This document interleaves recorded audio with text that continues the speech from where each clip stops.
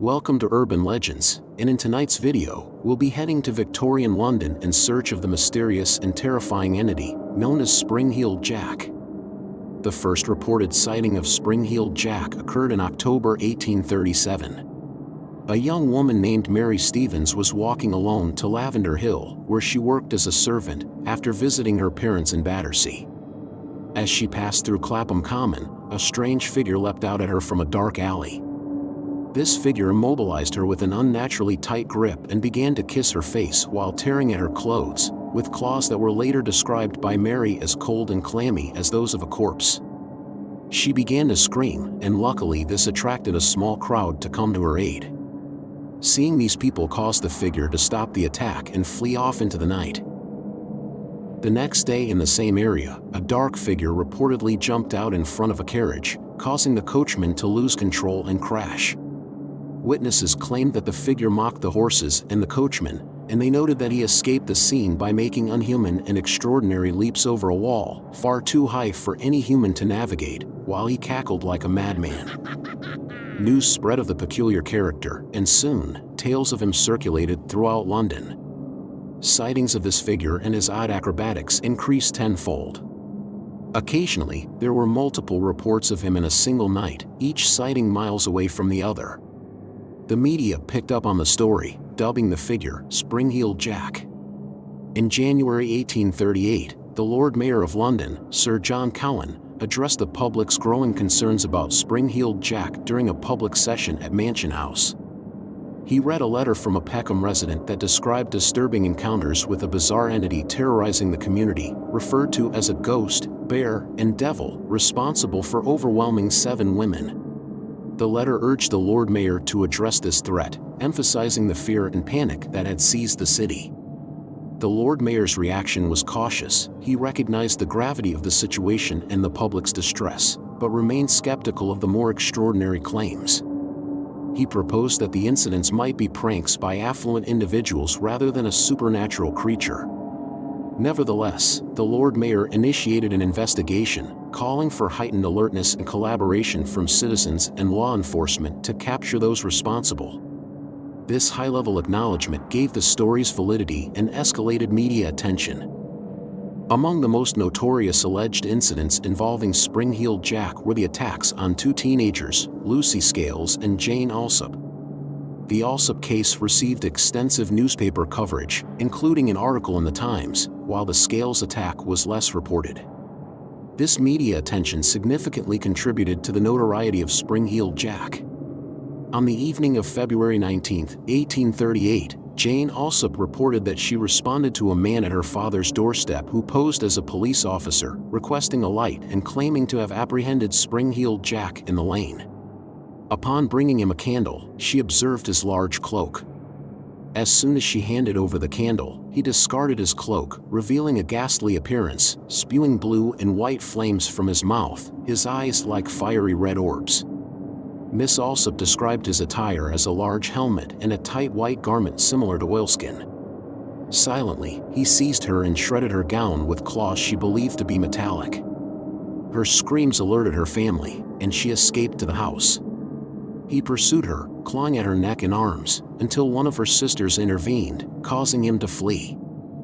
On February 28, 1838, just 9 days following the assault on Miss Alsop, Lucy Scales, aged 18, and her sister were on their way home after a visit to their brother, a butcher residing in a reputable area of Limehouse.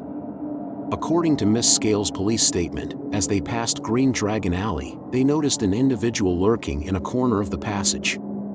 Leading her sister, Lucy approached the figure, cloaked in a large garment, who suddenly emitted a quantity of blue flame into her face, blinding and terrifying her to the point of collapsing and suffering violent convulsions for hours. Her brother recounted hearing his sister's screams shortly after their departure, and upon rushing to Green Dragon Alley, he discovered Lucy was convulsing, with her sister trying to assist her. After being brought home, the other sister recounted the incident, describing the attacker as a tall, slender man of gentlemanly bearing, enshrouded in a large cloak, and holding a small lamp or bullseye lantern akin to those carried by police officers. The man neither spoke nor touched them, opting instead to swiftly depart. The police diligently worked to identify the perpetrator of this and other similar attacks, detaining and interrogating several individuals, all of whom were ultimately released.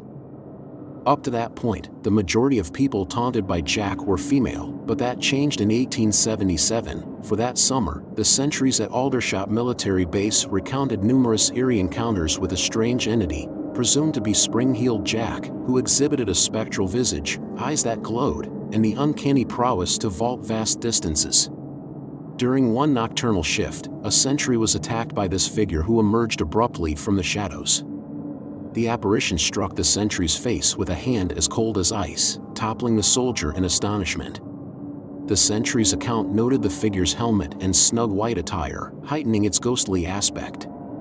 It then sprang away, surmounting tall barriers with ease, and vanished into the obscurity of night.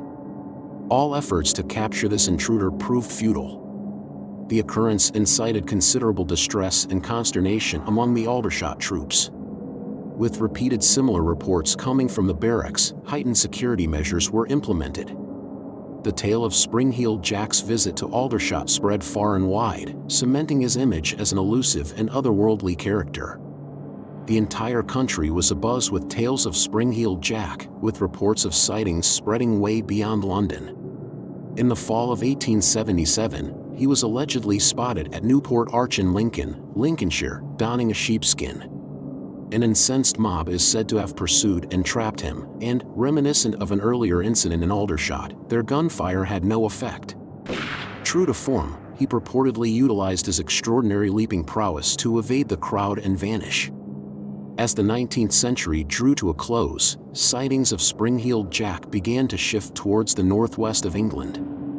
He was reportedly seen atop the rooftop of St. Francis Xavier's Church on Salisbury Street in Everton, North Liverpool. Then, in 1904, there were accounts of him appearing in the vicinity of William Henry Street. Overall, there were numerous sightings of Spring-Heeled Jack, often corroborated by multiple witnesses. The central mystery remains about who he was. Several theories exist regarding his true identity. The first dictates that the widespread fear and sightings were the result of mass hysteria. In the Victorian era, sensationalist newspapers often embellished stories to increase sales, potentially leading to collective delusions akin to the Salem witch trials. Another credible theory suggests that Spring-Heeled Jack was a person or a group engaging in elaborate pranks. The inconsistent descriptions of his appearance and the nature of his attacks could indicate the involvement of various individuals. Some accounts describe him wearing a helmet and a tight white garment, while others report a cloak and glowing red eyes, hinting at different pranksters adopting various disguises. The extraordinary leaping abilities attributed to him might have been facilitated by concealed trampolines or similar apparatuses. Some believe that Spring-Heeled Jack was a paranormal being, perhaps a demon or ghost. His capacity to leap high walls and rooftops, emit blue flames, and his ghostly appearance support this view. Such supernatural explanations align with the Victorian era's preoccupation with ghosts and the occult. Reports of his glowing red eyes and clawed hands intensified the belief that he was otherworldly. Another theory posits that Spring-Heeled Jack was an extraterrestrial due to his extraordinary physical capabilities and the bizarre nature of his actions. Advocates of this idea argue that his long-distance leaping and odd appearance might be attributed to alien technology or biology. Though not as widely accepted, this theory introduces a science fiction element to the myth. Additionally, some speculate that Spring-Heeled Jack was engaged in occult practices, suggesting he might have been an adept of dark arts or alchemy, which would account for his seemingly magical powers. During the Victorian period, there was a renewed interest in the occult, with numerous secret societies and individuals delving into esoteric rituals. If Spring-Heeled Jack was indeed participating in such practices, it could provide a rationale for his ability to execute acts that appeared impossible to the average person. Whatever he was, Spring-Heeled Jack provoked fear, curiosity, wonder, and obsession. He influenced penny dreadful literature, art, plays, clothing, and graphic novels. What do you think he was?